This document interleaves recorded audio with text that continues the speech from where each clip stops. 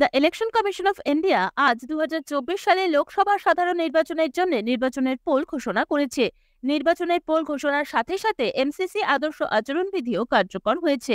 নয়াদিল্লিতে পোল ঘোষণা করে প্রধান নির্বাচন কমিশনার রাজীব কুমার বলেছেন, ভারতীয় গণতন্ত্রের সবচেয়ে বড় উৎসবের জন্য ইসিআই দল পুরোপুরি প্রস্তুত। এছাড়াও তিনি বলেন, দেশে 97 কোটি রেজিস্টার্ড ভোটার এবং 10.5 লক্ষেরও বেশি ভোট কেন্দ্র রয়েছে, যা 1.5 কোটি কর্মী দ্বারা পরিচালিত। তিনি আরো বলেন, এবারের নির্বাচনে 1,82,00,000 ভোটার থাকবেন। 19 এপ্রিল থেকে শুরু হয়ে 7 দফায় লোকসভা নির্বাচন অনুষ্ঠিত হবে এবং এবছরের 4 জুন ভোট গণনা হবে। প্রথম পর্যায়ে 19 এপ্রিল 2024 102টি আসনে, দ্বিতীয় পর্যায়ে 26 এপ্রিল 2024 89টি আসনে, তৃতীয় পর্যায়ে 7 মে 2024 94টি আসনে, চতুর্থ পর্যায়ে 13 মে 2024 96টি আসনে, পঞ্চম পর্যায়ে 20 মে 2024 49টি আসনে, ষষ্ঠ পর্যায়ে 25 মে 2024 57টি আসনে এবং সপ্তম পর্যায়ে 1 জুন 2024 57টি আসনে ভোট সম্পূর্ণ হবে।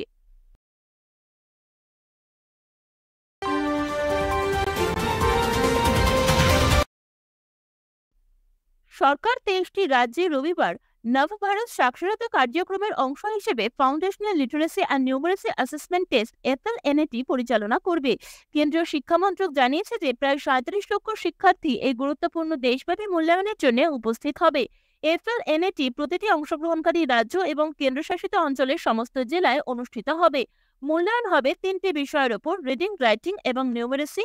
প্রতিটি বিষয়ের ওপর 50 নম্বর করে মোট 150 নম্বরের পরীক্ষা হবে। মন্ত্রক জানিয়েছে যে বহুভাষিকতার প্রচারে এনইপি 2020-র ওপর ফোকাস অনুসারে পরীক্ষাটি শিক্ষার্থীদের আঞ্চলিক ভাষায় পরিচালিত হবে।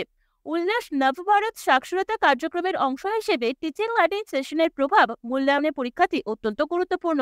যোগ্যতা অর্জনকারী শিক্ষার্থীরা national institute of open school দ্বারা জারি করা একটি শংসাপত্র পাবে, যা তাদের মৌলিক সাক্ষরতা এবং সংখ্যাগত দক্ষতা অর্জনে তাদের কৃতিত্বের স্বীকৃতি দেবে।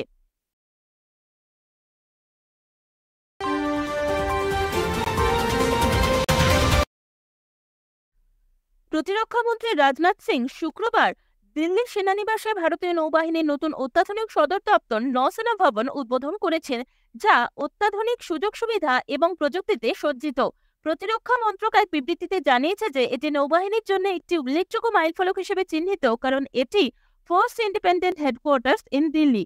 পূর্বে নৌসেনা 13টি ভিন্ন ভিন্ন স্থান থেকে পরিচালিত হতো, যার জন্য একটি সুসংহত এবং উদ্দেশ্য প্রণোদিত নির্মিত সুবিধার প্রয়োজন ছিল, যেমনটা হয়েছে এই নৌসেনা ভবন।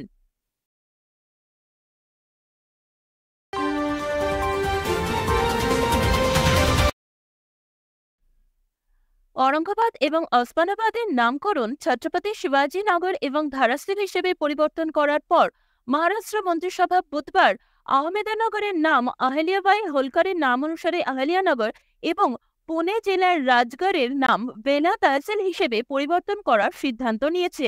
বেলা ছিল মারাঠা যোদ্ধা রাজা শিবাজীর অধীনে মারাঠা সাম্রাজ্যের প্রথম রাজধানী। এর আগে আহলিয়াবাই হোলকারের 298তম জন্মবার্ষিকী উপলক্ষে মুখ্যমন্ত্রী একনাথ শিন্ডে ঘোষণা করেছিলেন যে সরকার মালওয়া রাজ্যের হোলকার রানী পুণ্যশ্লোক আহলিয়া দেবী হোলকারের নাম অনুসারে আহমেদানগরের নাম পরিবর্তন করে আহলিয়ানগর রাখবে।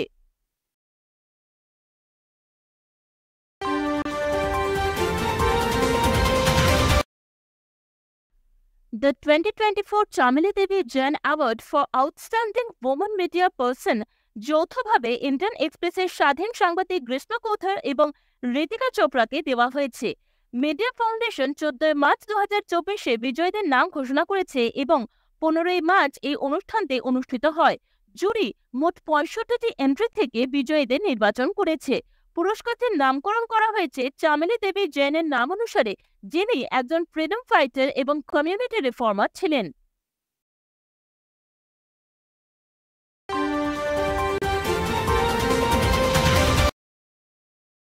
প্রতি বছর 16 মার্চ ভারতে পালিত হয় ন্যাশনাল ভ্যাকসিনেশন ডে, যা ন্যাশনাল ইমিউনাইজেশন ডে হিসেবেও পরিচিত।